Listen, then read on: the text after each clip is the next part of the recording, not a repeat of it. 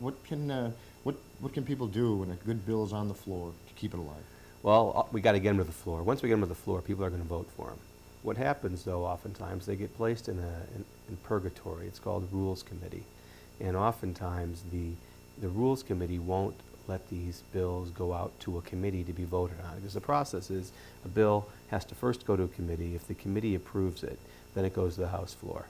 Then if the House approves it, then we'll go over to the Senate and they'll do the same deal. Oftentimes, though, these bills never get out of rules or they put into a committee where you can't get them out. A perfect example is one of the bills that I have to give property tax relief to disabled veterans. It's a no-brainer. It's an absolute no-brainer. And we have to be helping these folks. They have to be able to stay in their homes. This is an easy way of helping people a little bit. And it doesn't cost the state anything. But oftentimes the state, in its insatiable appetite for extra revenue, will say, well, we can't give any tax breaks because we can't afford it. We have a $2.5 billion deficit. That just isn't true. They need to understand that this doesn't even affect the state coffers. It only has to deal with the locals. And it's not that large of an effect on society as a whole, but it really would help that disabled veteran a lot. So we need people, when you see a bill stuck in committee, you call my office or call Pam's office or call Mike's office. We'll tell you who to call to say, hey, get these bills out of committee. Because these good ideas, once they get on the floor, they're going to pass. Because people want to help veterans. They really do. Well, in this decade, we have the highest number of veterans ever. Also the highest number of PTSD and TBI, the traumatic brain injury veterans, which is one of the most common disabilities of Iraq and Afghanistan. Right. But with those numbers, they're staggering numbers, and the 18,000 homeless veterans in Cook and Collier counties, what can be done in the communities from a grassroots perspective to allow transitional facilities or more community programs for example, McHenry County? Well, we need better education. And you see, we have made some strides. Alan Belcher's doing a heck of a job up in Hebron, but he had to fight a lot to get that facility up there, which, again, I thought was a no-brainer. You're helping people who really needed it. There was a facility available. I think the outreach, which you're doing and what others are doing, is highly critical. For some reason, some people are predisposed against these types of treatments or the facilities. Oftentimes say, that's a great idea, but I don't want anybody anywhere near me. That's nuts. I mean, these are the people who fought to keep our freedoms. If it wasn't for them, we wouldn't have what we have now. So suck it up and do what's right. And I think by education, letting people know that when these facilities are in your area, it's not a bad thing. And we can take them up to Hebron, for instance, and show them it's not a bad thing. That's how I think you start changing people's minds. Well, our stand down has certainly opened up a lot of eyes that these aren't scary people. Right. They're just become unfortunate because, well, maybe they didn't get a tax break on their property taxes. Well, I hope that's not the reason. I'd feel much worse than I do already. Also, with the unemployment rate as high as it is now, and the number of jobs that we've got that are getting shipped overseas, that coupled with the veterans that want to work, or homeless veterans that want to join the mainstream of society again, couldn't we tie all that up in a nice bow? In a perfect world. But that's really a tragedy in our society. The people who fight for us and defend our freedoms, when they come home, we forget about them. We need to have ongoing training for veterans, especially with homeless veterans. You give these guys a break, and they should have preferences whenever it comes to any of the jobs. But as you saw, there's federal investigations right now in the hiring practices of this administration, because veterans who should have been getting the job were not getting the job because donors of the governors, and friends and family were getting these jobs. There was a lady whose husband had given a check for $1,500 and a way to get around the veterans preference, because no veterans had applied for a job in Whiteside County, even though this lady lived near the city. They put her into Whiteside, and then after she got the job, then she transferred back to near her house. So there's real ways that they get around the veterans preferences. And we've got to ensure that those safeguards are followed and penalties are instilled on those who go around that. Well, there's need to be reported.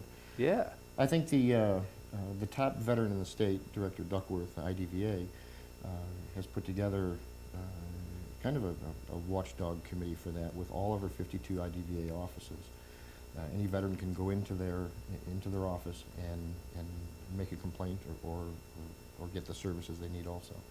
But another thing Director Duckworth has done is the Veterans Caucus Yeah. type thing. I know she's got the legislative liaison, and her chief of staff work very closely with them. Have you been involved at all with anything Yeah. that Director Duckworth Oh has yeah, done? I think she's terrific. She's a real breath of fresh air to Springfield because she's so passionate about this issue. And I've talked to her many times on these issues, and she's pushing always. And she's a real good resource that we have in Springfield to help get these bills passed as well, because we could bounce ideas off of her. She can use her office as well to lobby for the bills, and she's been wonderful. Yeah, we're so glad to have her. Yeah. Unless you've got something else to say, I'm going to let you get back to your big schedule. Well, I Any appreciate- messages to McHenry County or? Well, I think it's great that you're getting the word out and doing such important work. I really do. I hope more people get involved in these issues because it affects us all. It really does.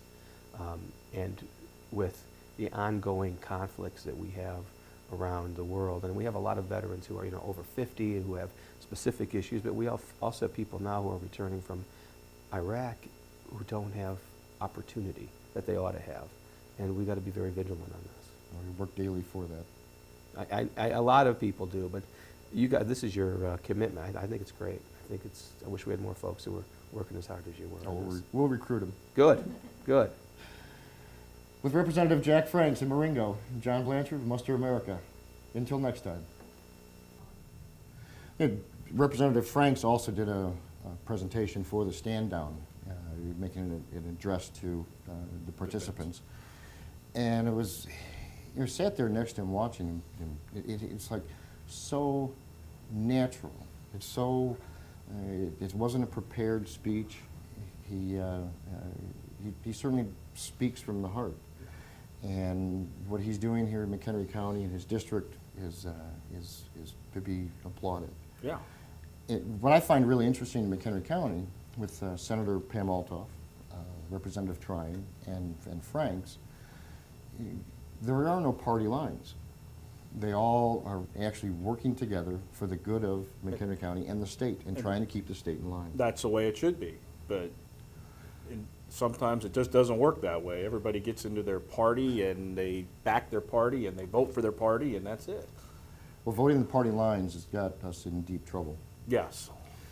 The continuing up to the political food chain to Lieutenant Governor's office, Pat Yeah. Quinn. He doesn't always necessarily back the governor either. No. He was all for the bill that Franks presented on the recall.